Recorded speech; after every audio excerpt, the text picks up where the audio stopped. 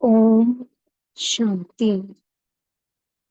आज 21 अक्टूबर 2024 के साकार मधुर महावाक्य हैं मधुबन से। मीठे बाप दादा जी ने कहा, मीठे बच्चे, सच्चे बाप के साथ सच्चे बनो, सच्चाई का चार्ट रखो, ज्ञान का अहंकार छोड़ याद में रहने का पूरा पूरा पुरुषार्थ करो। प्रश्न है, महावीर बच्चों की मुख्य निशानी क्या होगी? उत्तर है, महावीर बच्चे वह जिनके बुद्धि में निरंतर बाप की याद हो। महावीर माना शक्तिमान। महावीर वह जिन्हें निरंतर खुशी हो, जो आत्म अभिमानी हो, जरा भी देह का अहंकार ना हो। ऐसे महावीर बच्चों की बुद्धि में रहता कि हम आत्मा हैं, बाबा हमें पढ़ा रहे हैं। ओम शांति। रूहानी बाप रूहानी बच्चों से पूछते हैं, अपने को रूह या आत्मा समझ बैठे हो? क्योंकि बाप जानते हैं ये कुछ डिफिकल्ट है, इसमें ही मेहनत है। जो आत्म अभिमानी होकर बैठे हैं उनको ही महावीर कहा जाता है।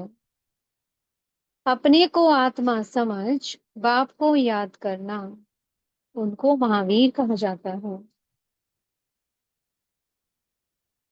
हमेशा अपने से पूछते रहो कि हम आत्म अभिमानी हैं। याद से ही महावीर बनते हैं, वो या सुप्रीम बनते हैं। और जो भी धर्म वाले आते हैं वह इतने सुप्रीम नहीं बनते हैं, वह तो आते भी देर से हैं। तुम नंबरवार सुप्रीम बनते हो। सुप्रीम अर्थात शक्तिमान व महावीर। तो अंदर में ये खुशी होती है कि हम आत्मा हैं। हम सब आत्माओं का बाप हमको पढ़ाते हैं। ये भी बाप जानते हैं, कोई अपना चार्ट 25% दिखाते हैं, कोई 100% दिखाते हैं। कोई कहते हैं 24 घंटे में आधा घंटा याद ठहरती है। तो कितना परसेंट हुआ? अपनी बड़ी संभाल रखनी है। धीरे धीरे महावीर बनना है, फट से नहीं बन सकते हैं, मेहनत है। वह जो ब्रह्म ज्ञानी तत्व ज्ञानी है, ऐसे मत समझो कि वह अपने को कोई आत्मा समझते हैं। वह तो ब्रह्म घर को परमात्मा समझते हैं और स्वयं को कहते हैं अहम ब्रह्मास्मि। अब घर से थोड़े ही योग लगाया जाता है। अभी तुम बच्चे अपने को आत्मा समझते हो। ये अपना चार्ट देखना है, 24 घंटे में हम कितना समय अपने को आत्मा समझते हैं। अभी तुम बच्चे जानते हो हम ईश्वरीय सर्विस पर हैं, ऑन गॉडली सर्विस।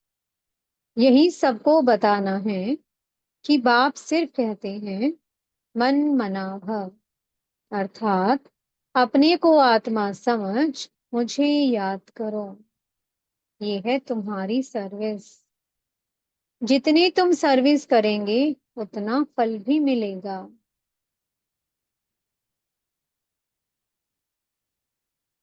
ये बातें अच्छी रीति समझने की हैं।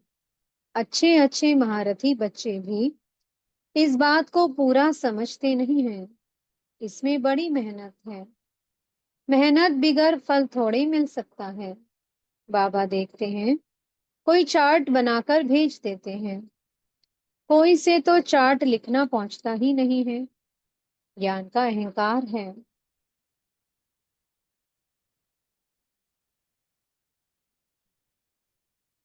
याद में बैठने की मेहनत पहुंचती नहीं। बाप समझाते हैं, मूल बात है ही याद की। अपने पर नजर रखनी है कि हमारा चार्ट कैसा रहता है, वह नोट करना है। कई कहते हैं चार्ट लिखने की फुर्सत नहीं। मूल बात तो बाप कहते हैं, अपने को आत्मा समझ, अल्प को याद करो। यहाँ जितना समय बैठते हो, तो बीच बीच में अपने दिल से पूछो कि हम कितना समय याद में बैठे। यहाँ जब बैठते हो तो तुमको याद में ही रहना है। और चक्कर फिराओ तो भी हर्जा नहीं, हमको बाबा के पास जरूर जाना है। पवित्र सतो प्रधान होकर जाना है। इस बात को अच्छी रीति समझना है। कई तो फट से भूल जाते हैं, सच्चा सच्चा चार्ट अपना बताते नहीं है। ऐसे बहुत महारथी हैं, सच तो कभी नहीं बताएंगे। आधा कल झूठ दुनिया चली है, तो झूठ जैसे अंदर जम गया है। इसमें भी जो साधारण है, वह तो झट चार्ट लिखेंगे। बाप कहते हैं, तुम पापों को भस्म कर पावन होंगे, याद की यात्रा से। सिर्फ ज्ञान से तो पावन नहीं होंगे, बाकी फायदा क्या। पुकारते भी हो पावन बनने के लिए, उसके लिए चाहिए याद। हर एक को सच्चाई से अपना चार्ट बताना चाहिए। यहाँ तुम पौना घंटा बैठे हो, तो देखना है पौने घंटे में हम कितना समय अपने को आत्मा समझ बाप की याद में थे। कईयों को तो सच बताने में लज्जा आती है, बाप को सच नहीं बताते। वह समाचार देंगे कि ये सर्विस की, इतनों को समझाया, ये किया, परंतु याद की यात्रा का चार्ट नहीं लिखते। सर्विस का समाचार तो बच्चे बता देते हैं कि हमने ये किया, हमने ये किया, लेकिन बाबा कहते हैं याद की यात्रा का चार्ट नहीं बताते हैं। बाप कहते हैं याद की यात्रा में ना रहने के कारण ही तुम्हारा कोई को तीर नहीं लगता है। ज्ञान तलवार में जौहर नहीं भरता है। ज्ञान तो सुनाते हैं, बाकी योग का तीर लग जाए, वह बड़ा मुश्किल है। बाबा तो कहते हैं, पौने घंटे में 5 मिनट भी याद की यात्रा में नहीं बैठते होंगे। समझते ही नहीं है कि कैसे अपने को आत्मा समझ और बाप को याद करेंगे। कई तो कहते हैं हम निरंतर याद में रहते हैं। बाबा कहते हैं, ये अवस्था अभी हो नहीं सकती है। अगर निरंतर याद करते, फिर तो कर्मातीत अवस्था आ जाए, ज्ञान की पराकाष्ठा हो जाए। थोड़ा ही किसको समझाने से बहुत तीर लग जाए।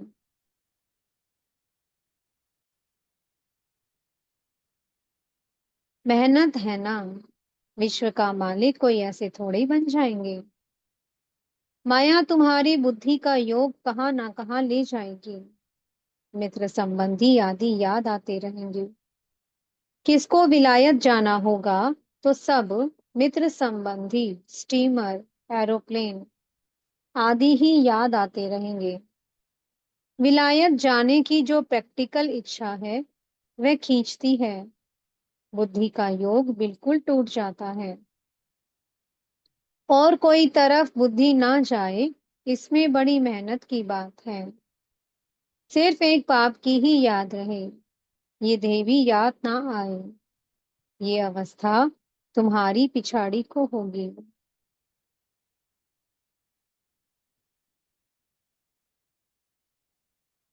दिन प्रतिदिन जितना याद की यात्रा को बढ़ाते रहें, इसमें तुम्हारा ही कल्याण है। जितना याद में रहेंगे, उतना तुम्हारी कमाई होगी।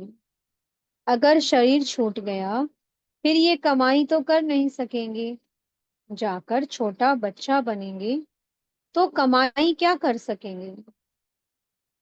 बल आत्मा ये संस्कार ले जाएगी, परंतु टीचर तो चाहिए ना, जो फिर स्मृति दिलाए। बाप भी स्मृति दिलाते हैं ना। बाप को याद करो, ये सिवाय तुम्हारे और कोई को पता नहीं है कि बाप की याद से ही पावन बनेंगे। वह तो गंगा स्नान को ही उच्च मानते हैं, इसलिए गंगा स्नान ही करते रहते हैं। बाबा तो इन सब बातों का अनुभवी है ना। इसने तो बहुत गुरु किए हैं। वह स्नान करने जाते हैं पानी का। यहाँ तुम्हारा स्नान होता है याद की यात्रा से। सिवाय बाप की याद के तुम्हारी आत्मा पावन बन ही नहीं सकती है। इनका नाम ही है योग, अर्थात याद की यात्रा। ज्ञान को स्नान नहीं कहा जाता। बाबा ने कहा, ज्ञान को स्नान नहीं समझना, योग का स्नान है। ज्ञान तो पढ़ाई है, योग का स्नान है जिससे पाप करते हैं। ज्ञान और योग दो चीजें हैं। याद से ही जन्म जन्मांतर के पाप भस्म होते हैं। बाप कहते हैं, इस याद की यात्रा से ही तुम पावन बन सतो प्रधान बन जाएंगे। बाप तो बहुत अच्छी रीति समझाते हैं। मीठे मीठे बच्चों, इन बातों को अच्छी रीति समझो, ये भूलो नहीं। याद की यात्रा से ही जन्म जन्मांतर के पाप कटेंगे। बाकी ज्ञान तो है कमाई। याद और पढ़ाई दोनों अलग चीज हैं। ज्ञान और विज्ञान, ज्ञान माना पढ़ाई, विज्ञान माना योग अर्थात याद। किसको ऊंच रखेंगे, ज्ञान या योग? याद की यात्रा बहुत बड़ी है, इसमें ही मेहनत है। स्वर्ग में तो सब जाएंगे। सत्युग है स्वर्ग, त्रेता है सेमी स्वर्ग। वहां तो इस पढ़ाई अनुसार जाकर विराजमान होंगे। बाकी मुख्य है योग की बात। प्रदर्शनी व म्यूजियम आदि में भी तुम ज्ञान समझाते हो, योग थोड़े समझा सकेंगे। सिर्फ इतना कहेंगे कि अपने को आत्मा समझ बाप को याद करो। बाकी ज्ञान तो बहुत देते हो। बाप कहते हैं, पहले पहले बात ही ये बताओ कि अपने को आत्मा समझ बाप को याद करो। इस ज्ञान देने के लिए ही तुम इतने चित्र आदि बनाते हो। योग के लिए कोई चित्र की दरकार नहीं है। चित्र सब ज्ञान की समझाने के लिए बनाए जाते हैं। अपने को आत्मा समझने से देह का अहंकार बिल्कुल टूट जाता है। ज्ञान में तो जरूर मुख चाहिए वर्णन करने के लिए। योग की तो एक ही बात है, अपने को आत्मा समझ बाप को याद करना है। पढ़ाई में तो देह की दरकार है। शरीर बिगर कैसे पढ़ेंगे व पढ़ाएंगे। पतित पावन बाप है तो उनके साथ योग लगाना पड़ेगा। परंतु कोई जानते नहीं है। बाप खुद आकर सम सिखलाते हैं। मनुष्य मनुष्य को कभी सिखला ना सके। बाप ही कहते हैं, मुझे याद करो। इसको कहा जाता है परमात्मा का ज्ञान। परमात्मा ही ज्ञान का सागर है। ये बड़ी समझने की बातें हैं। सबको यही बोलो कि बेहद के बाप को याद करो। वह बाप नई दुनिया स्थापन करते हैं। वह समझते ही नहीं कि नई दुनिया स्थापन होनी है जो भगवान को याद करे। ध्यान में भी नहीं है तो ख्याल करें ही क्यों? ये भी तुम जानते हो। परम पिता परमात्मा शिव भगवान एक ही है। कहते भी हैं, ब्रह्मा देवताए नमः। फिर पिछाड़ी में कहते हैं, शिव परमात्माए नमः। वह बाप है ही ऊंच ते ऊंच, परंतु वह क्या है ये भी नहीं समझते। अगर पत्थर ठिक्कर में है फिर नमे काहे की? अर्थ रहित बोलते रहते हैं। यहाँ तो तुमको आवाज से परे जाना है, अर्थात निर्वाण धाम, शांति धाम में जाना है। शांति धाम सुखधाम कहा जाता है, वो है स्वर्ग धाम। नर्क को धाम नहीं कहेंगे। अक्षर बड़े सहज हैं। क्राइस्ट का धर्म कहाँ तक चलेगा, ये भी उन लोगों को कुछ पता नहीं है। कहते भी हैं क्राइस्ट से 3000 वर्ष पहले पैराडाइज था, अर्थात देवी देवताओं का राज्य था। तो फिर 2000 वर्ष पहले बाबा ने कहा कि क्राइस्ट से 3000 वर्ष पहले पैराडाइज था, अर्थात देवी देवताओं का राज्य था। तो फिर 2000 वर्ष क्रिश्चियन का हुआ। अब फिर देवता धर्म होना चाहिए ना। मनुष्यों की बुद्धि कुछ काम नहीं करती है। ड्रामा के राज को ना जानने के कारण कितने प्लान बनाते रहते हैं। ये बातें बड़ी अवस्था वाली बूढ़ी माताएं तो समझ ना सके। बाप समझाते हैं अभी तुम सबकी वानप्रस्थ अवस्था है, वाणी से परे जाना है। वो भल कहते हैं निर्वाण धाम गया, परंतु जाता कोई नहीं है। पुनर्जन्म फिर भी लेते जरूर हैं, वापस कोई भी जाता नहीं। वानप्रस्थ में जाने के लिए गुरु का संग करते हैं। बहुत वानप्रस्थ आश्रम है, माताएं भी बहुत हैं, वहां भी तुम सर्विस कर सकते हो। वानप्रस्थ का अर्थ क्या है, तुमको बाप बैठ समझाते हैं। अभी तुम सब वानप्रस्थी हो, सारी दुनिया वानप्रस्थी है। जो भी मनुष्य मात्र देखते हो, सब वानप्रस्थी हैं। सर्व का सदगति दाता एक ही सतगुरु है। सबको जाना ही है। जो अच्छी रीति पुरुषार्थ करते हैं वह अपना उच्च पद पाते हैं। इसको कहा ही जाता है कयामत का समय। कयामत के अर्थ को भी वह लोग समझते नहीं हैं। तुम बच्चों में भी नंबरवार समझते हैं, बड़ी ऊंच मंजिल है। सबको समझना है। अभी हमको घर जाना है, जरूर। आत्माओं को वाणी से परे जाना है, फिर पाठ रिपीट करेंगे। परंतु बाप को याद करते करते जाएंगे तो उच्च पद पाएंगे। दैवीय गुण भी धारण करने हैं। कोई गंदा काम, चोरी आदि नहीं करना चाहिए। तुम पुण्य आत्मा बनेंगे ही ज्ञान योग से, ज्ञान से नहीं। आत्मा पवित्र चाहिए। शांति धाम में पवित्र आत्माएं ही जा सकती हैं। सब आत्माएं वहां रहती हैं, अभी आती रहती हैं।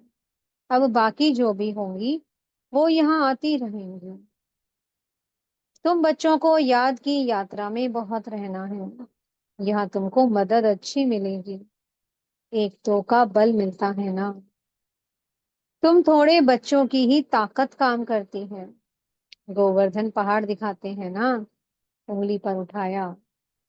तुम गोप गोपियां हो ना। सतयुगी देवी देवताओं को गोप गोपियां नहीं कहा जाता है। उंगली तुम देते हो। आयरन एज को गोल्डन एज व नर्क को स्वर्ग बनाने के लिए तुम एक बाप के साथ बुद्धि का योग लगाते हो। योग से ही पवित्र होना है। इन बातों को भूलना नहीं है। ये ताकत तुमको यहाँ मिलती है। बाहर में तो आसुरी मनुष्यों का संग रहता है। वहां याद में रहना बड़ा मुश्किल है। इतना अडोल वहां तुम रह नहीं सकेंगे। संगठन चाहिए ना। यहाँ सब एक रस इकट्ठे बैठते हैं तो मदद मिलेगी। यहाँ धंधा आदि कुछ भी नहीं रहता है। बुद्धि कहाँ जाएगी।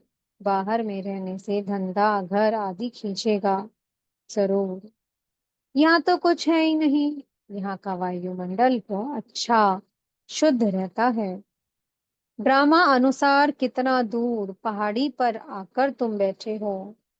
यादगार भी सामने एक्यूरेट खड़ा है। ऊपर में स्वर्ग दिखाया है, नहीं तो कहाँ बनावे। तो बाबा कहते हैं यहाँ आकर बैठते हो तो अपनी जांच रखो। हम बाप की याद में बैठते हैं। स्वदर्शन चक्र भी फिरता रहे। अच्छा, मीठे मीठे सी कीलत है बच्चों प्रति माता पिता बाप दादा का याद प्यार और गुड मॉर्निंग। रूहानी बाप की रूहानी बच्चों को नमस्ते। हम रूहानी बच्चों की मीठे रूहानी बाप दादाजी को बहुत बहुत याद प्यार गुड मॉर्निंग और नमस्ते। धारणा के मुख्य सार है। पहला पॉइंट, अपनी याद की चार्ट पर पूरी नजर रखनी है। देखना है हम बाप को कितना समय याद करते हैं। याद के समय बुद्धि कहाँ कहाँ भटकती है। दूसरा पॉइंट है, इस कयामत के समय में वाणी से परे जाने का पुरुषार्थ करना है। बाप की याद के साथ दैवीय गुण भी जरूर धारण करने हैं।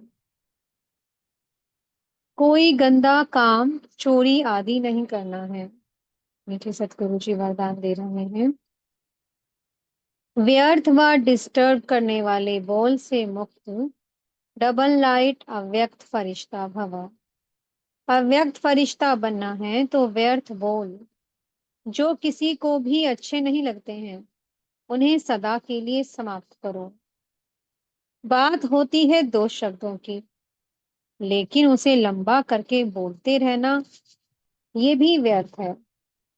दो जो जो चार शब्दों में काम हो सकता है वो 12-15 शब्दों में नहीं बोलो। कम बोलो, धीरे बोलो, मीठा बोलो। ये स्लोगन गले में डालकर रखो।